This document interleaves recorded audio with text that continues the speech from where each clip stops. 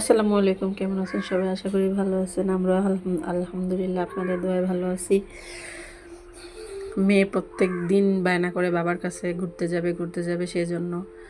তো ওর বাবা আসছে আজকে শুক্রবার দিন, বাসায় ছিল বলতে বাসায় ছিল না, সারাদিন সকালে গেছে সন্ধ্যায় আসছে।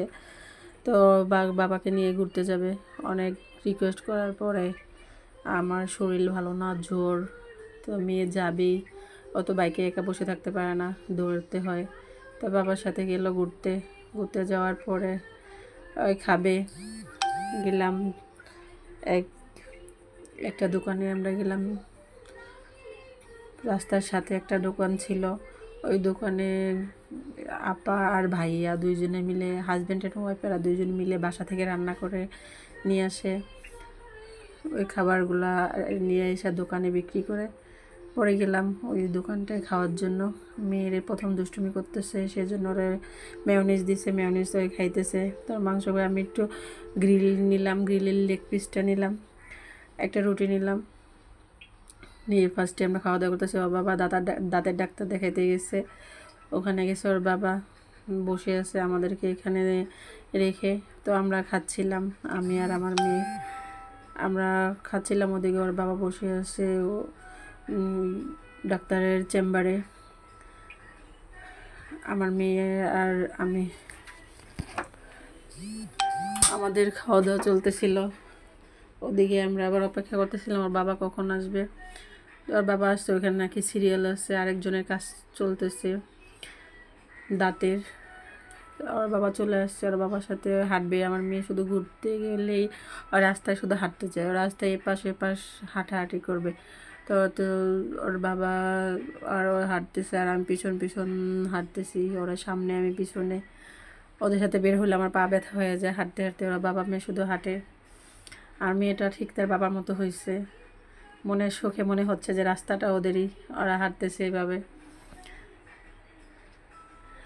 আর সব কিছু দেখতেছে, এই পাশ ও পাশ ঘুরে ঘুরে দেখতেছে। ওর বাবার সাথে বের হইলে ওই আমাকে চিনেই না, পুরা ওর বাবার ভক্ত। তো ঘোরা শেষ করে আসলাম, দেখতে আসলাম যে সিরিয়াল যার কাজ চলতেছে ওটা শেষ হয়েছে নাকি, আবার আবার অন্যজনকে ঢুকাই দেয়। তো ও আবার চিপস খাবে, গেলাম চিপসের দোকানে, চিপস নিলাম ওর জন্য, চকলেট চিপস। তা বাবা চলে গেছে, এখন ওর বাবার দাঁতের কাজ চলতেছে। বাবার দাঁত ফিলিং করতেছে, ফিলিং করবে, ক্যাপ বসাবে, ওখানে ওদের কাজ করতেছে। আর আমার মেয়ে বসে বসে ডাকতেছে বাবা বাবা বলে। সে এখানে চিপস খাচ্ছে আর ওর বাবাকে ডাকছে, বাবার অপেক্ষা করতেছে। বারবার বলতেছে ওর বাবার কাছে যাবে, ওখানে গেলে প্রচুর ডিস্টার্ব করে, সেজন্য ভিতরে যায় না। আমরা ওয়েটিং রুমে অপেক্ষা করতেছিলাম।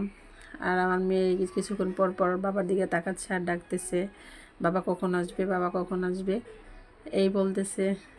তো বাইরে ঘুরতে গেলে মেয়ে পুরা বাবার জন্য পাগল। ওর বাবার কাছেই থাকে সারাক্ষণ, আমার কাছে আসে না।